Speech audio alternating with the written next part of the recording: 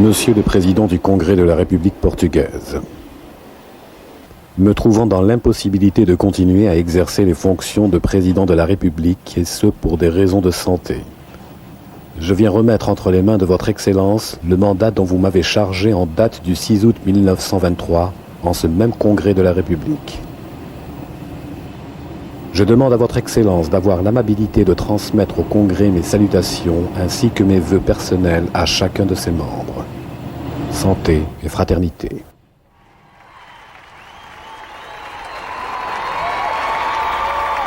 C'est à bord d'un simple cargo à vapeur que j'ai sauté de la présidence sur les plages africaines et retrouvé le bonheur d'être libre.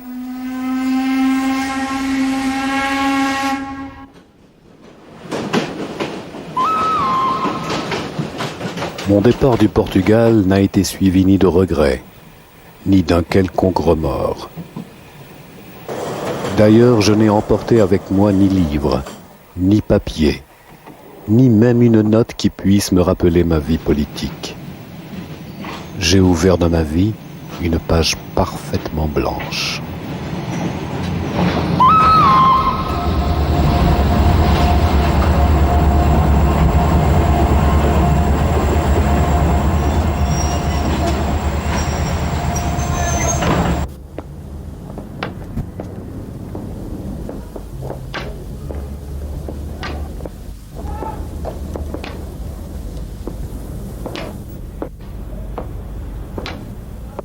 Je suis arrivé à Bougie en septembre 1931.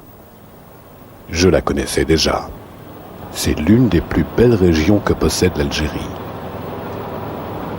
J'avais envisagé d'y passer quelques jours, mais le destin en décida autrement.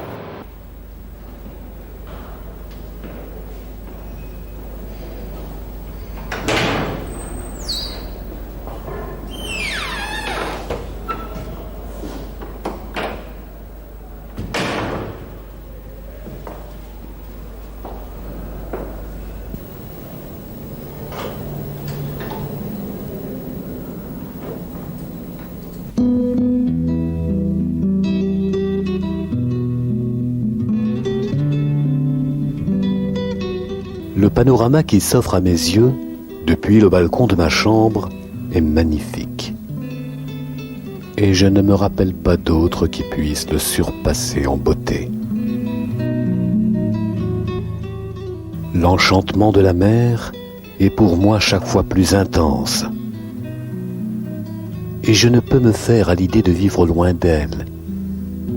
C'est la raison pour laquelle je décidai de vivre ici.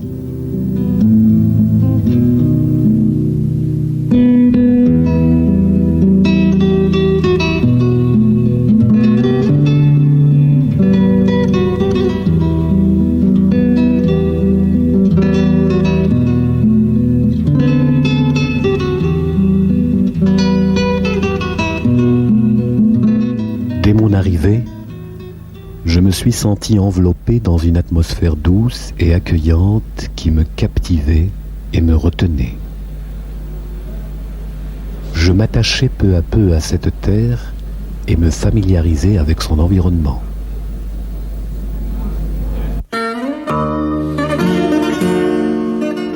Face à la mer, qui forme une crique de courbes élégantes et située entre deux chaînes de montagnes, s'élève en amphithéâtre la ville la plus joyeuse et la mieux située de l'Afrique du Nord.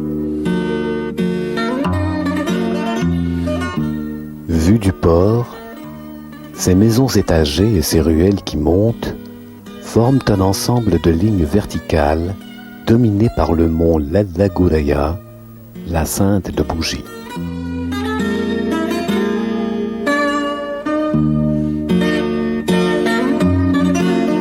De l'autre côté du golfe, viennent s'éclipser les derniers contreforts de la Kabylie.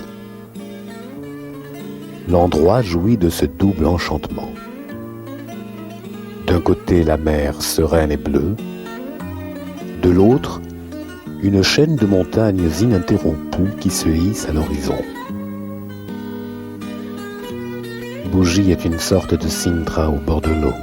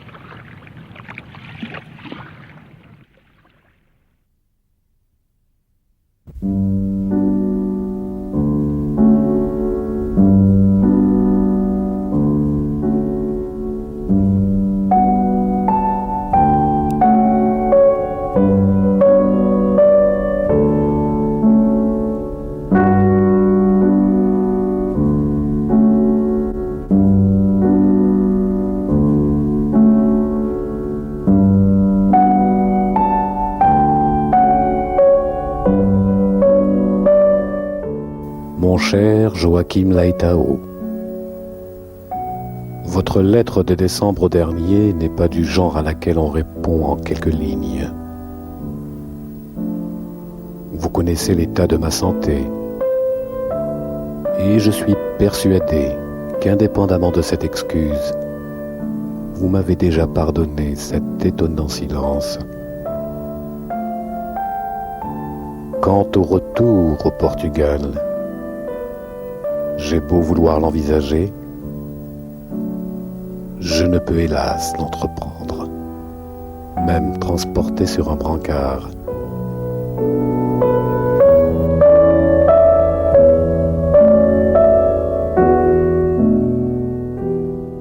Allahu Akbar, Allahu Akbar.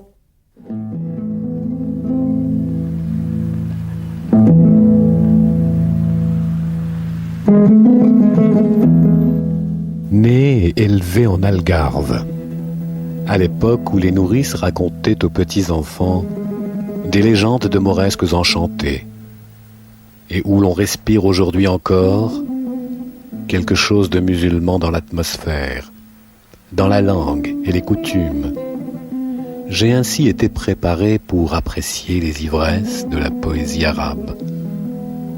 Ce fut toujours mon aspiration de visiter les terres d'islam.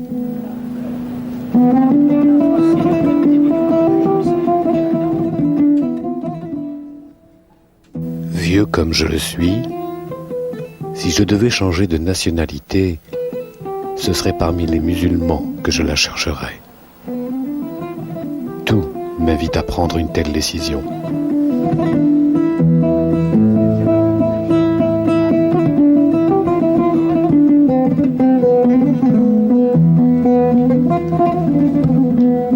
Les gens ici sont très aimables. Ils me traitent respectueusement et éprouvent à mon égard une affection particulière. Je vis les joies et les tristesses de ces gens comme si elles étaient miennes.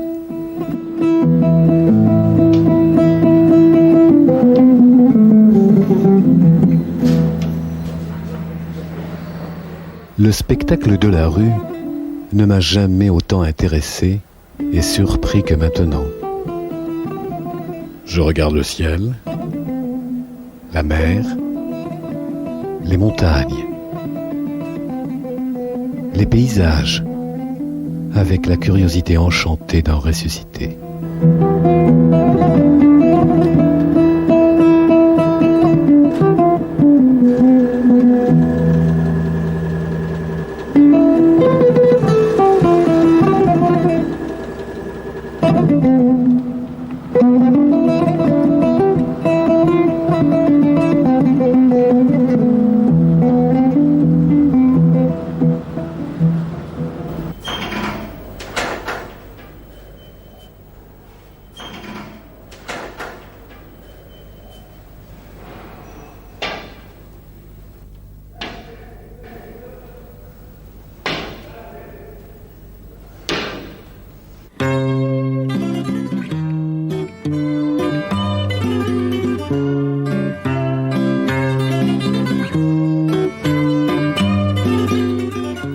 C'est mon heure portugaise.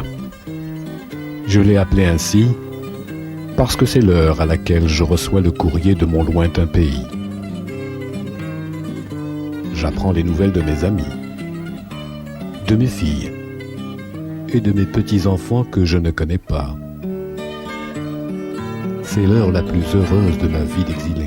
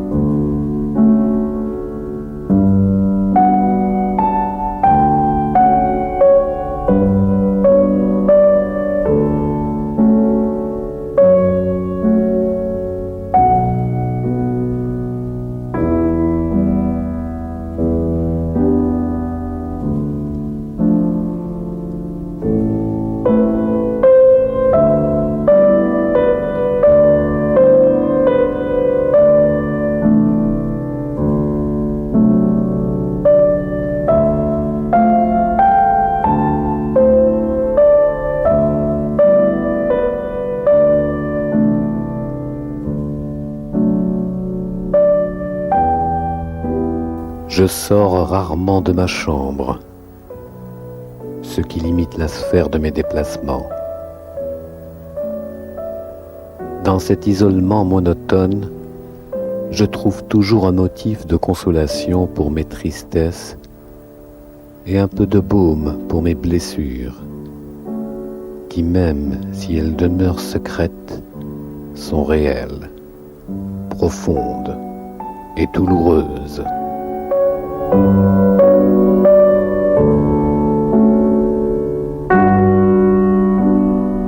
Le souvenir des jours de la présidence ne me viennent en mémoire que très rarement, comme s'il s'agissait d'un immense naufrage que j'ai traversé sans m'y noyer.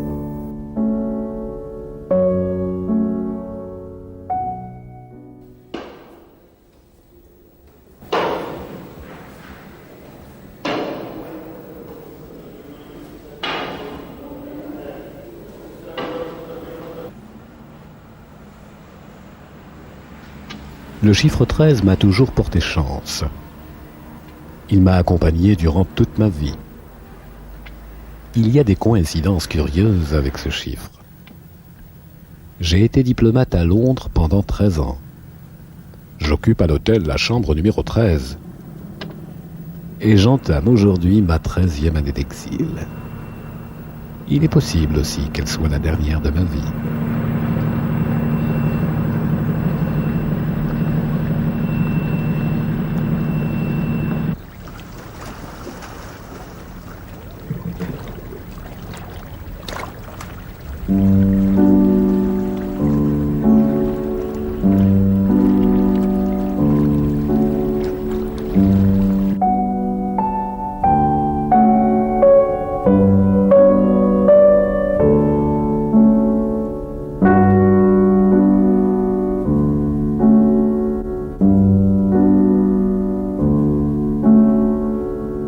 Certains animaux qui hibernent et consomment leur proie acquise lors des saisons maigres, je vais, consommant mes lectures passées, et ne cesse de répéter à la fin de chaque jour, ceci, personne ne peut me l'enlever.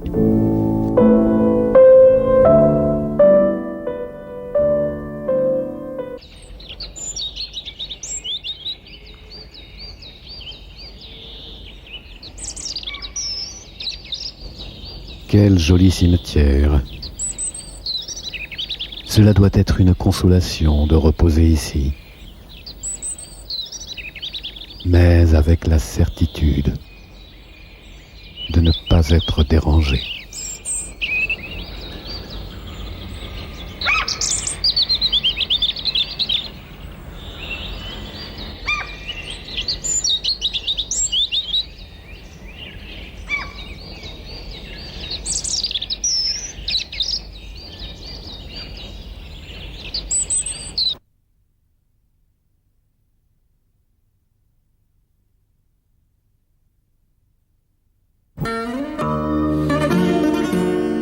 Quand pointe l'aurore en un petit matin lumineux et tiède, je dis adieu à la vie, en jetant à la mer les cendres des rêves, comme le cygne de Saint-Saëns jette ses poèmes dans un lac.